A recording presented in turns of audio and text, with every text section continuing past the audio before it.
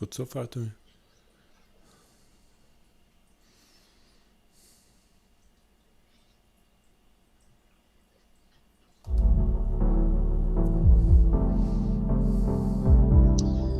Good afternoon, good evening, good morning, depending on where you are in the world. Welcome to Raising Excellence, the most important 90 minutes of your day. Hello, I'm Michael, the MC and Opportunity Ambassador of today's show. And today's show's title is The False Dichotomy of Apathy and Obsession, or something along those lines. With me today are my favorite co hosts. Right up front is Agnieszka, our psychosomatic illuminator, Hello, everyone. and Willow, our trauma consultant. Hi, everyone. And finally, Dennis, our freedom facilitator. Greetings and blessed love, beautiful people. So we're talking about another false dichotomy today. We go over the definition of a false dichotomy again. It's really just a made-up choice between two different things that are supposed to be the opposite, but may not necessarily be that way. But today we're talking about apathy and obsession. Yeah. So apathy and obsession being at the opposite. Why are these the differences? So when you asked if your audio was good, we were not lying to you, but now it has gone bad again. Is my audio okay? All right, let's just talk about apathy and obsession. So my audio is okay, why are those but two not different? Mike's audio. Apathy and obsession. Well, they're supposed to be the opposite, right? Apathy being not wanting to be engaged in anything, and obsession being overly latchy towards something, right? So what do these have in common? Not yawning. Isn't that a sign of apathy? I'm just not interested. Is that true? Are you not interested? No. I just yawn all the time. So if I were to judge you by your yawn, it wouldn't be correct. That's true. Testing. Hello, Michael. Oh, you can hear me now? Yes. It sounds like it's back. This thing, man. Oh, bless it. Tangry. Michael is trying to be tangry today. How would you define apathy? I'm getting it. Because is it something, is it something that's totally passive, or is it something like, when you ignore something, then there's some action in that, right? So I actively ignore what's going on, so I'm apathic to that, or how would you define the nuances of that? Would be apathetic, I think apathy is kind of. Go ahead. Can you hear me? Yeah. This sound thing is really aggravating. But for me, apathy is actually a state of consciousness, a lower state of consciousness that is effectively a lack of interest, and kind of a lack of interest that's driven by kind of a low energy state, right? Kind of because of fear and because of guilt and other things. People just have really zero interest in participating, right? I'd say it's even further than just having zero interest. It's actively avoiding. Like it's actually kind of an active thing where you don't want anything to do with it, and you will avoid. It's not like if it's presented to you, if someone brings it up in a conversation, you'll have a conversation about it. You're just like, no, I don't want anything to do with that. When I picture apathy, like I'm seeing somebody just, gone in a way mentally, I guess I could say with some slack. Like those, those Japanese children, like those Japanese children who never leave the house and just sit in a corner staring. I haven't seen or known those, but I don't know. But it's something that I wouldn't necessarily say like actively doing. It's like if I see somebody who's just gone, or maybe like the Japanese student, I haven't seen them or known them, but like, is that something that I have to choose actively? Okay, now I'm Apathetic. I'm apathetic right now, so that's what I'm choose to do, and I don't want to hear anything. Or is that something that can happen to me in a way? Well, how would it happen to you without your engagement? Like, don't you have to be agreeing to things? Like, if I'm energetic, or if I'm lazy, or if I'm angry, or if I'm sad, there's a level of consciously or agreement, subconsciously, right? there's, of course, if you take responsibility, then everything that happens to us or through us has to do with us. But is it a conscious effort where I say, no, I'm going to be apathetic right now? Or is that ignorance then, if I choose to ignore something, which can be something positive for me or something good, to the ability to not focus on something that I don't want to focus on. I would call that ignorance rather than apathy.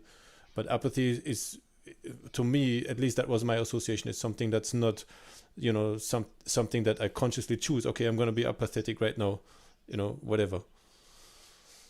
How do you see that? I don't know. I changed my stance. I would say there is some kind of there is some kind of external kind of environment that creates apathy, because I don't think people are apathetic just on their own naturally. It is kind of something that kind of inspires a lack of motivation. So like there is some kind of active component, but it's external, I would think, from. So you mean like from programming people. from television and radio and society in general, magazines, newspapers, shopping centers, all of that programming that goes into our brain through visuals and words. I picture somebody on drugs even, okay, like he got some medical drugs or non-medical drugs and he's apathetic, like he's just, I don't know, sitting there staring at the wall like a Japanese child, like is it? But like he's okay. Well, I have to explain about, since you guys don't know, I have to explain about the Japanese children. Apparently, there is like a way, like some children, not all children, but some children in Japan end up, how do I say it? So basically, when they graduate from high school, they don't move on, they don't go and get a job or whatever, they just stay at home in their parents' basement and play video games, and they just continue for years, maybe until they're 30 sometimes, and they just stay at home in their basement. Sometimes they don't ever leave the house, sometimes they only leave the house occasionally, and they're just like totally zoned into the computer, the online life or whatever, without actually participating in normal life, whatever normal life is for them, I guess. Have you guys not heard about this? No. Well, the way you were describing it made it sound like it was something far less common, because I know that's kind of a thing even in the United States, where there's a lot of adults who will end up just staying in their parents' basement and not having a desire to go out and do anything. I think that's called social anxiety. I'm looking it up for Japan. There's a social input. There's also kind of a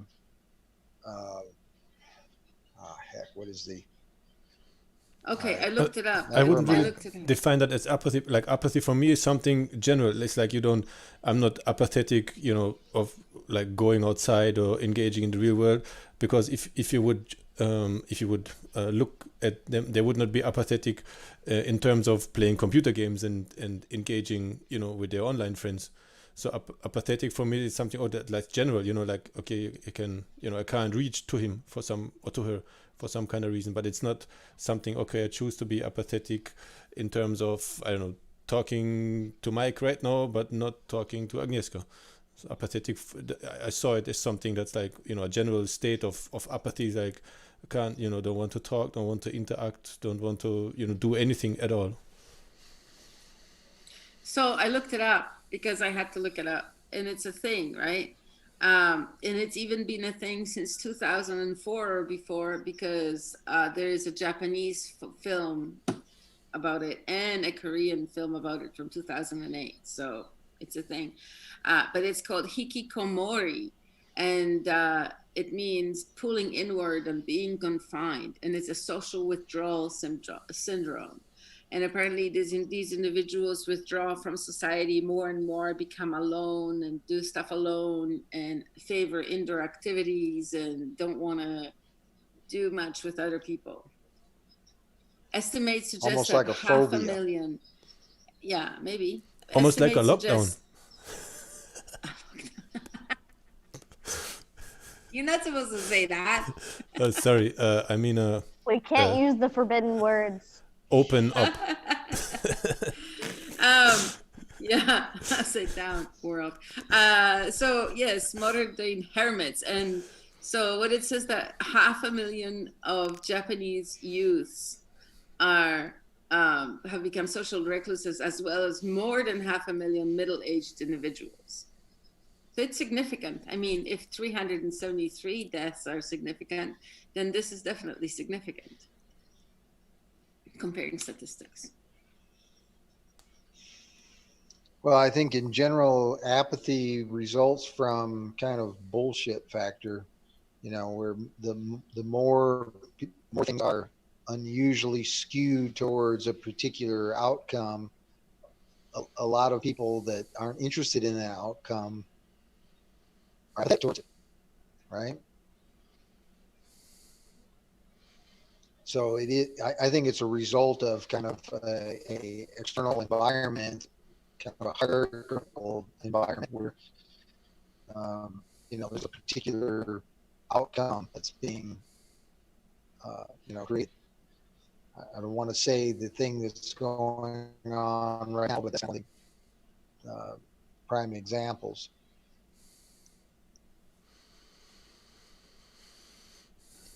So you feel that apathy? Obsession? What about Sorry, go ahead, Dennis. Go ahead, Dennis. It was a little bit choppy in the end, Mike. So you were saying that you feel that apathy is a result of some kind of outside condition.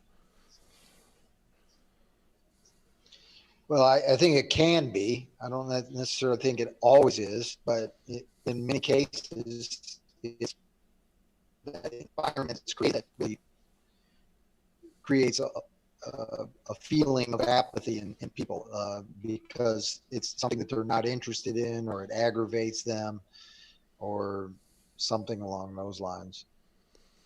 It sounds to me like it's what about obsession? I was going to comment on what you just said about apathy. Go ahead. I kind of lost my train of thought We'll just go a to little obsession.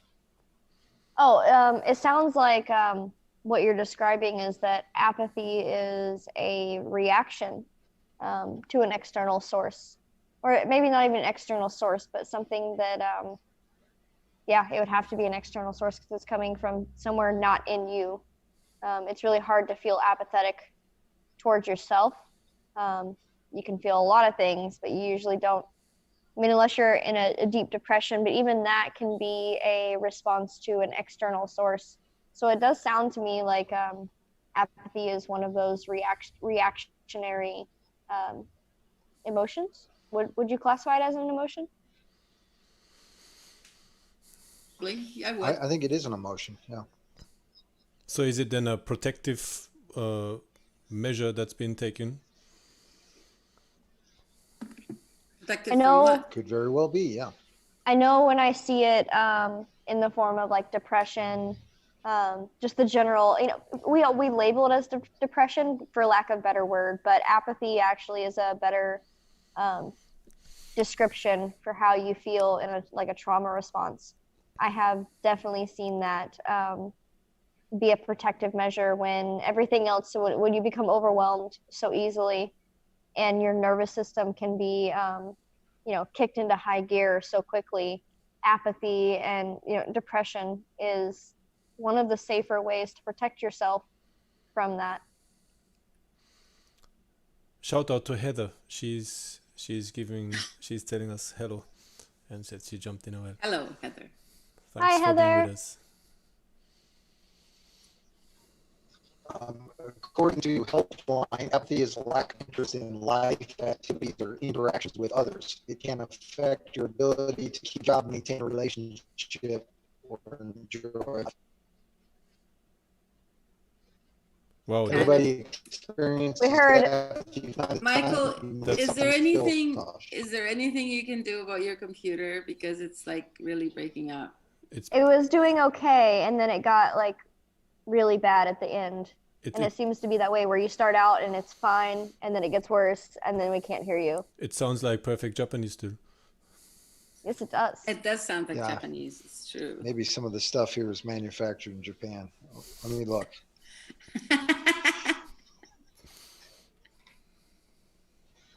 I don't know. My everything says it's in the when blue, you're angry, which is it good. sounds great. Right now, every time you swear, it sounds awesome. But then you start saying something serious, and there's some kind of a gremlin or something that got. My computer is apathetic towards my long sentences. I don't know.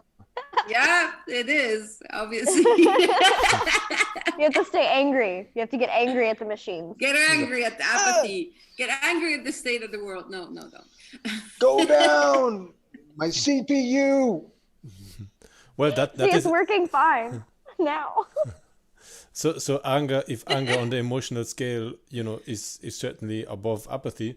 So a way of getting somebody out of apathy then is getting them into anger. So that would already be a progress. I think we touched on that Monday, right? So how would we do that? How would we get them out of apathy and into the next stage, which is anger? Is it? Is that where apathy lives? Sure. If depression is above, then I guess anger is above depression, isn't it? What would you say, Willow? Yeah, Willow. It can change from person to person. It depends on what emotion feels safer. Sometimes the apathy can be a protective measure against the anger that you feel. Therefore, the anger would be the next progression. Sometimes it's a protection against the sadness, like the overwhelming sadness. So it really depends on the person, but I'd say any intense, I don't like to label them negative emotions, but for lack of better word, negative emotions such as like intense sadness, intense anger. Low vibration emotions. Yeah, lower vibration emotions would be the next step. It's like a category where like you're in apathy here, and then you can jump into the next category of intense emotions of the lower vibration. So I just tried to look up apathy on the emotional scale, and I accidentally ran across something interesting that I'd never run in looking into this topic before, which is interesting. So there's such a thing as apathy evaluation scale. Ooh.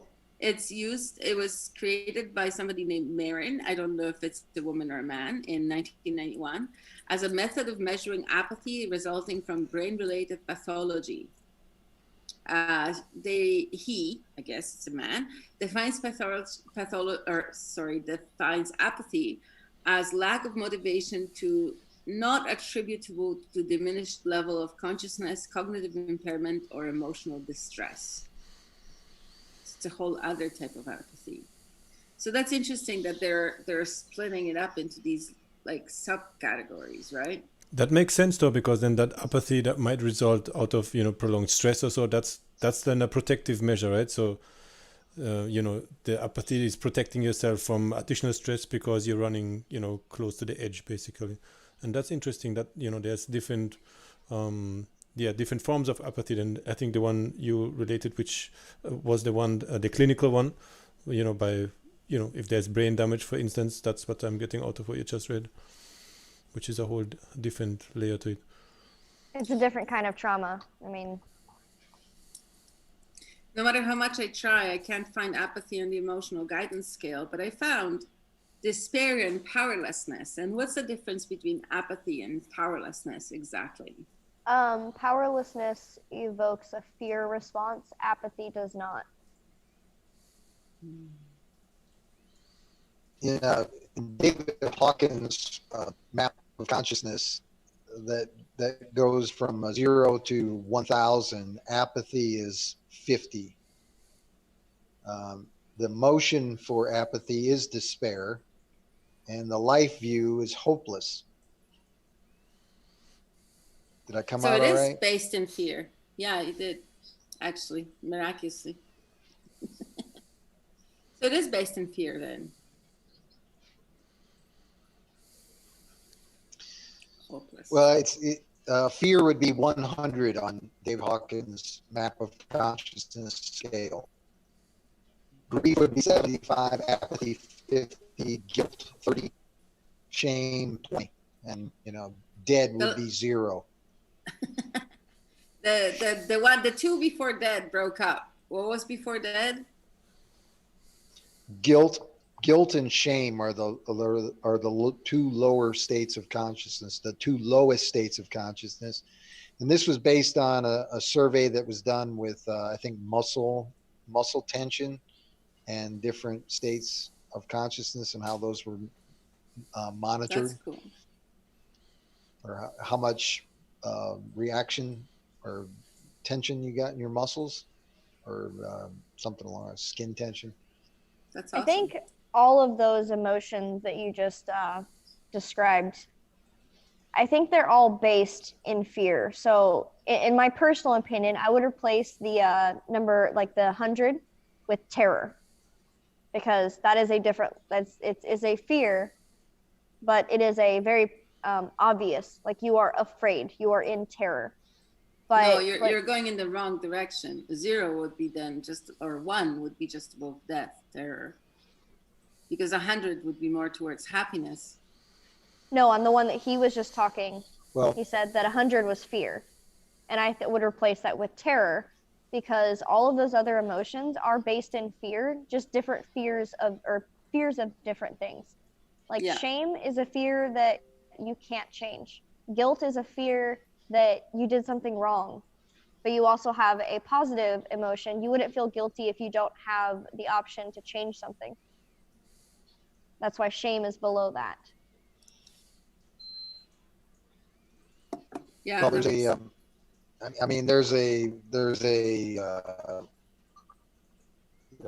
way to put this scale together, it is based on some data and evidence. So it's not just, but like shame, for example, is kind of like humiliation. I'm not sure that that's necessarily a fear. I'm sure it's like a fear of humiliation that leads people away from shame. Shame and humiliation are different, because shame is, to me, associated with something you did, whereas humiliation could be just like what other people do to you. And see, I have to disagree with that. Still the same result. Go. Well, shame doesn't necessarily, you don't have to be ashamed about something you did. Yeah, it could be something you perceived, or other people make you perceive that you have to be ashamed for something that you didn't even do, for your looks or whatever. It can also be a shame over something that has happened to you. And this happens all the time, especially with sexual assault survivors. There is a shame about the whole event, that it even happened, that you have to talk about it, that people have to be let in and they have to be made aware of this. There's a lot of shame surrounding that. So it's not necessarily about what you did. If you had done something, I would say that's more like guilt, because then you have the option of making a different choice and fixing it.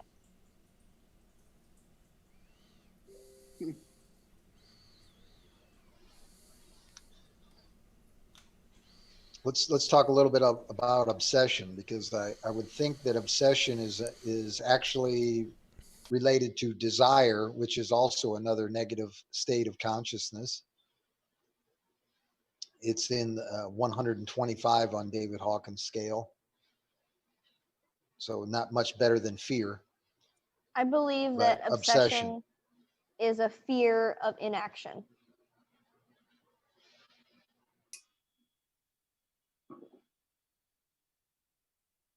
But could you not be obsessed also with not acting, not doing anything? Well, if you're making the choice to not do anything, wouldn't that be being actively making the choice?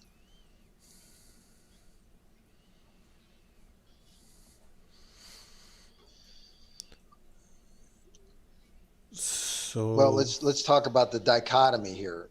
So the dichotomy is a difference between like not doing anything and not having any interest versus like just being completely interested in something that may not necessarily serve any particular purpose for you, but it's been in your mind, you think it's super valuable or super interesting or worthy of 100% of your attention.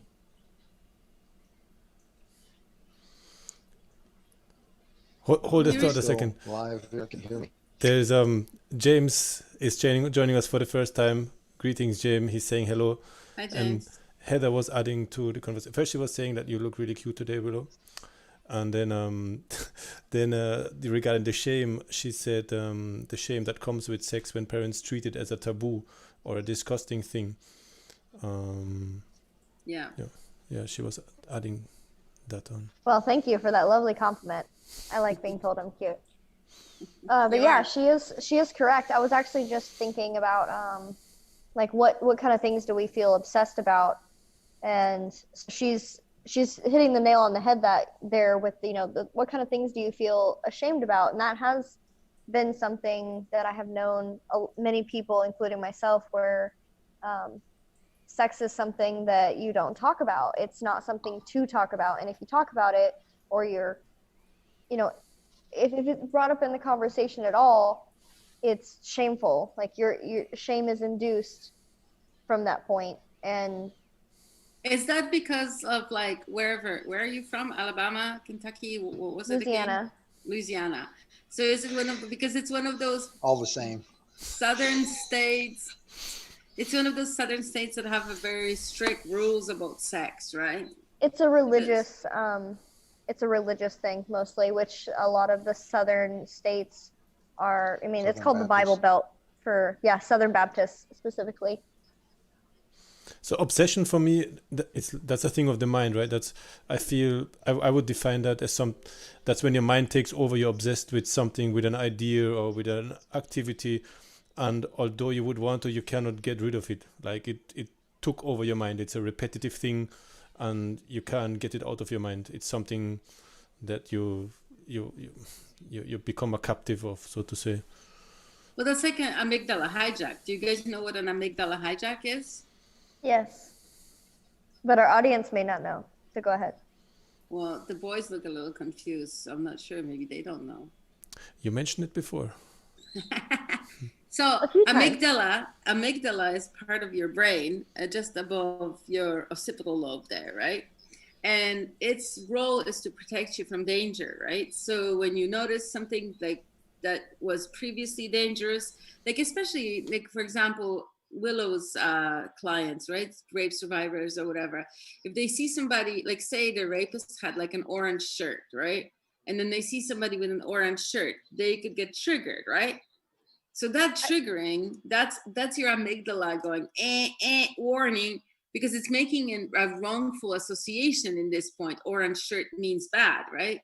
But in the wild, that could be a right association. It could be orange shirt could mean bad. You know what I mean? Not bad people are not the only ones who wear orange shirts. And this especially can get really confusing when you're not able to label things properly. If you're told that if you're told that everything is okay and there's nothing really wrong, or you shouldn't talk about that, the brain will still identify that something is wrong, and so it will associate the orange shirt with it instead of what they have done is not okay. So you can't actually recognize the pattern of abuse. You only recognize the things that key you into something bad is going to happen. Did Agnieszka just pop into your room? I don't know. There's something else is going on. I don't know. I just noticed Agnieszka went off, and then you like looked to the side and were laughing. I was like, did she just like pop in and say something? I don't know. I got the sun like blaring right in my face, so I can't see what the heck is going on. So whatever. But obsession, when it comes to a lot of things, like the idea of the super fan, the person that has like his house painted like his favorite sports team, and his car is painted like his favorite sports team, and his total wardrobe is all his favorite sports team. This is obviously a version of obsession, and to some degree people are encouraged to do that kind of thing. And uh, that's obviously the opposite of apathy. Very few people are being encouraged to be apathetic, but when it comes to merchandising and stuff like that, those are the merchandisers' favorite people. Well, actually, so to some degree, that's one of those things that's been encouraged in our society, right? That's a good point. I think that obsession over trivial things that don't lead you to an actual sense of control over your life are encouraged. But I would disagree that apathy is not encouraged. I actually think apathy is encouraged when it comes to seeking out the truth, learning for yourself, using the trivium method, all of these things that actually do give you a real sense of control over your life, over your actions, your emotions, and your actions. I think that was a interesting perspective that you brought in there, because who could benefit or potentially benefit from obsession and from apathy. And obsession, I can see, like as you hinted out, like the guys who's I don't know, selling the merchandise for the football team, they definitely benefit big time from people being obsessed with that. And that plays into the apathy perspective that you brought in, Will, just a while ago. Is also like, if you get people obsessed with meaningless things, or with things that are not even relevant really, or you get people into obsession, and you get them into the frenzy of thinking that, I don't know, the football team, or I don't know, their little stamp collection, whatever I can come up with, like is everything that there is, and is the most important thing, then you're taking away energy and attention away from certain other things, aspects of their life, or things that might be going on in the world or in their lives right now, that they could have an influence in, or more influence in, if they would divert or spend more energy and attention on those. And then who would benefit from us being apathetic? I think you're right. There's certainly, some powers that also would benefit from that, but generally, I feel they want us to be consumers, right, and producers at the same time. So to be totally apathetic, that would kind of break this thing. But obsession, that definitely plays into it. Like, if you're obsessed with meaningless stuff, but at the same time you can be functional and do the work you're supposed to do, then that's certainly something certain powers encourage in us. But I also think that being apathetic, it doesn't have to be such a general term. It doesn't have to be, I don't care about life. I don't care about anything in it. I don't care about people. It doesn't have to encompass all of these things. You can be apathetic towards certain things in your life. You can be apathetic towards specific things.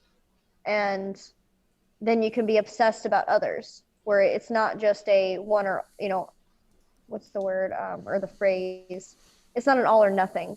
You're not usually apathetic about everything in the world, because at that point, you generally stop wanting to live. You stop becoming the consumer for everyone or not everyone, for the people who are trying to make you the consumer. I know that was all super vague. No, again, like you could be made apathetic towards, I don't know, people who are worse off than you, or something like that. But still, you could be functional or better off than you. Or that, yeah. You can also become obsessed. I mean, this is, I think, where that term "eat the rich" came from. That whole thing, you could be apathetic to people who are worse off than you. You don't have to be apathetic in order to because if we try to focus on every single wrong in the world, we'll be scattered and we won't be able to take any action. You know, if I were to worry about every single injustice that's going on in the world, I wouldn't be able to solve any of them. I have to sort of pick and choose and be passionate about the things that I can do something about. Doesn't that make sense? Sure, I was just trying to find an example because Willie was pointing out apathetic doesn't necessarily mean you have to be 100% apathetic towards everything, but you could be apathetic towards, you know, a certain issue, but yet be engaged or even obsessed on another level. Yeah. Yeah, like for example, in Poland, there used to be a lot of gypsies. Sorry, go ahead, Michael. Well, I was going to comment in regard to this idea of apathy and kind of creating apathy. Schweitzer, in his book from 1923, suggests that, like, as the American society moved from, outdoors and agricultural work to manufacturing work, the idea was to create the circumstance in which most of the factory workers would work their whole day, and by the time they got home, they would be apathetic to thinking about anything other than just relaxing and maybe entertainment. That's how most jobs work, right? So to some degree, that these menial jobs that have limited amounts of growth potential do encourage apathy. What about media? Isn't media, by throwing certain issues that are the thing at this point of time at us, you know, relentlessly without a break, also making us apathetic to, you know, a bunch of other things that might be going on that they don't deem necessary for us to know? Especially if you're bombarded with things. I was going to say, especially if you're bombarded with things that you have no control over. Like, I can't think of anything, for example, but if you're overwhelmed by your inability to take action in the world, one of the protective measures is, you know what? I just can't care about that right now. I can't.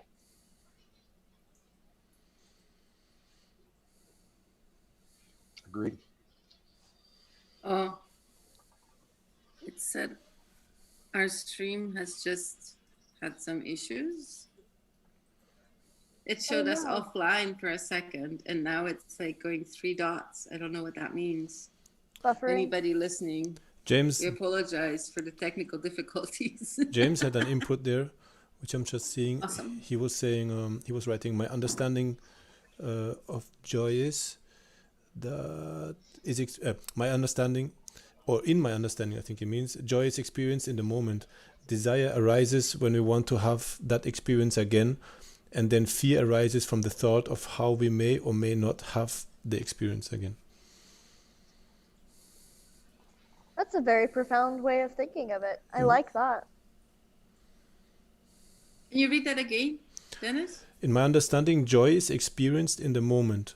Desire arises when we want to have that experience again.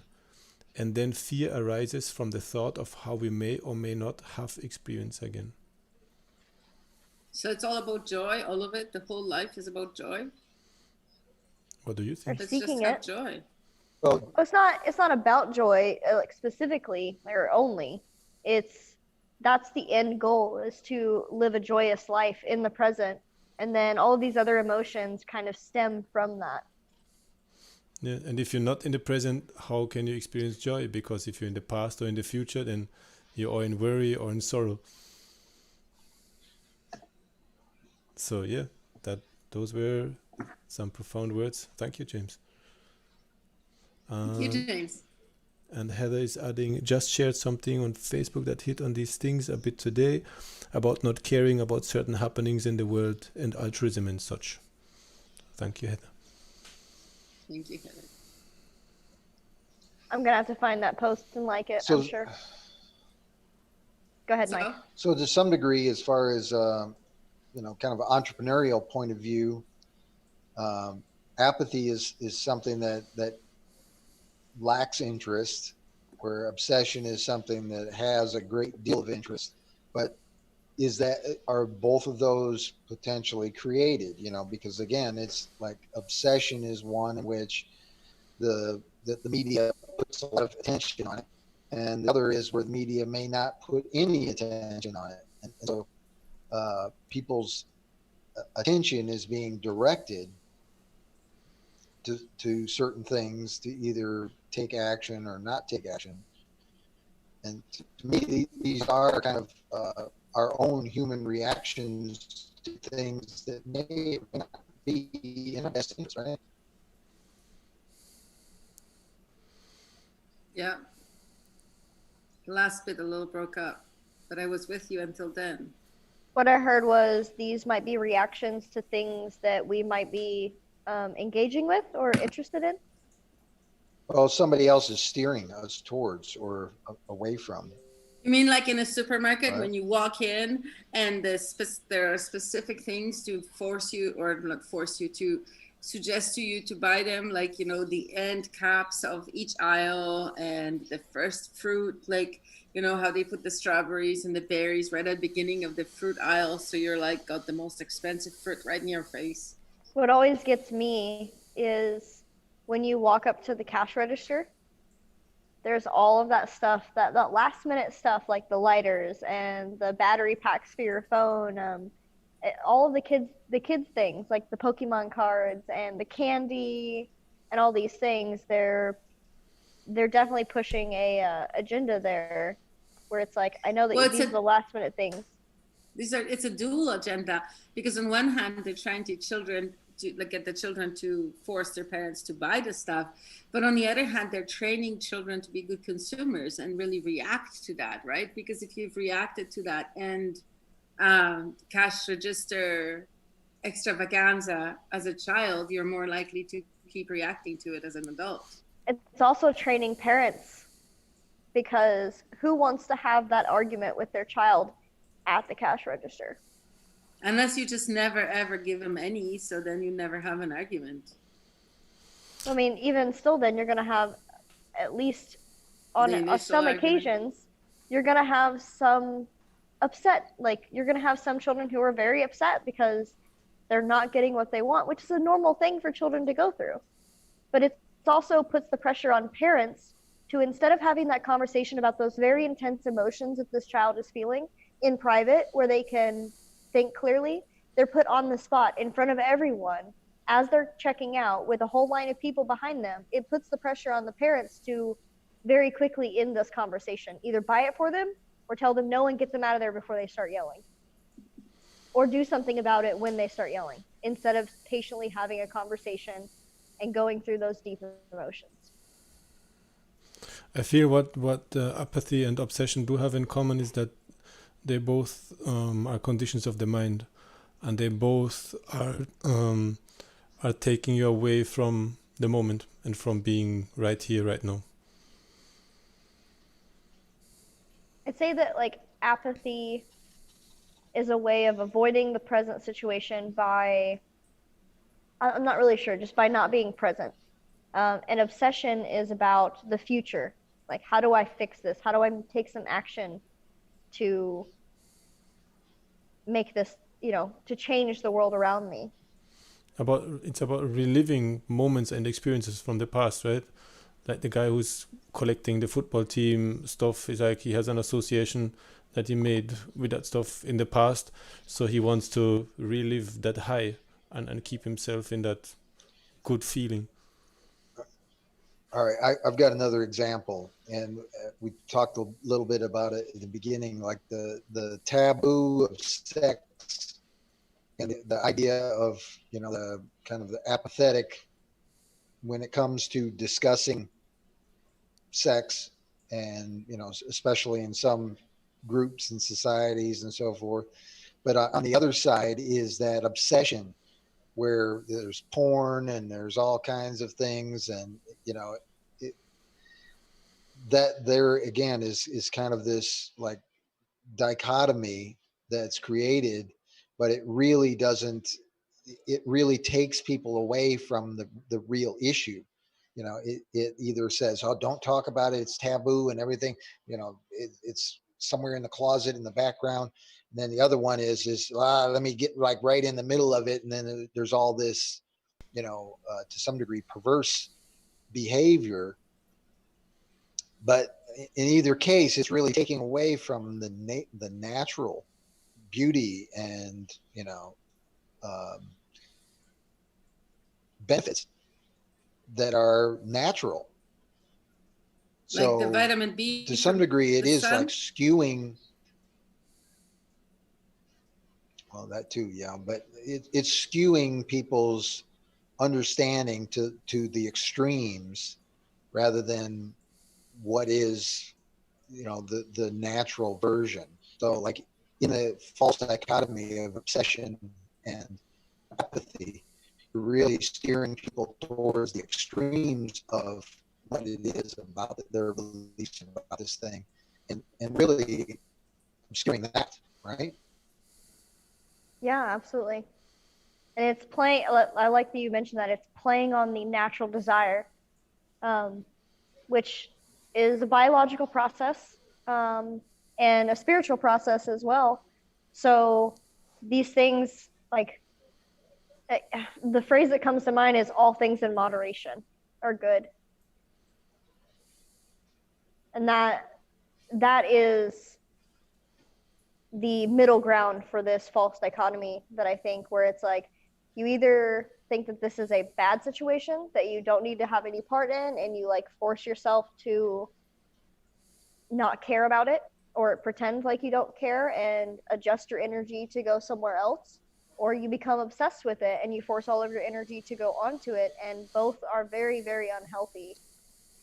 They're limiting as well, right? Like if you're obsessed, then you have this recurring thought pattern and this obsession with that object or with that situation, and you want to relive it. So it is really narrowing your perspective, and it's narrowing your life experience in a way, because you cannot go past repeating that experience.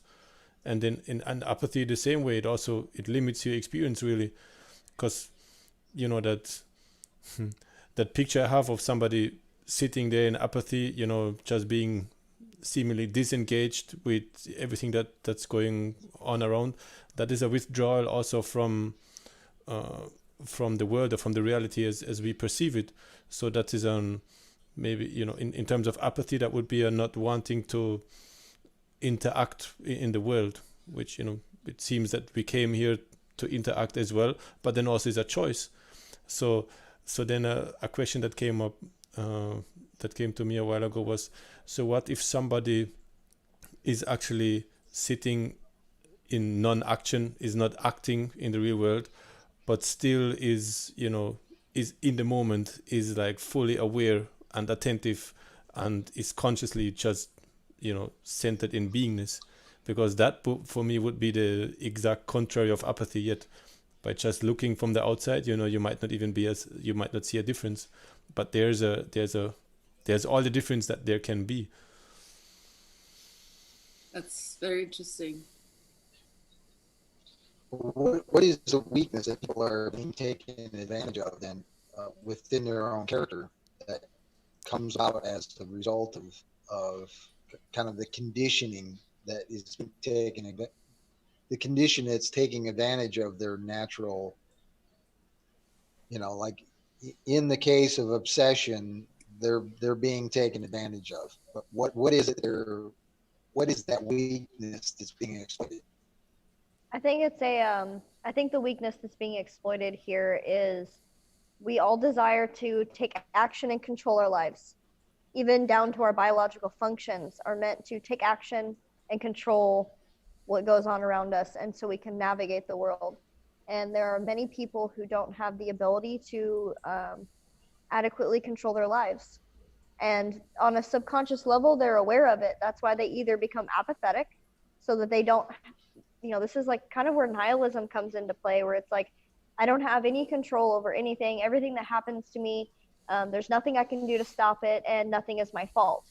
And that relieves them of the pressure of feeling the shame and the guilt of not being able to take control of it or do what they can. Whereas obsession is the opposite end of that spectrum, where you long to control your life so much that you're willing to pretty much spend your future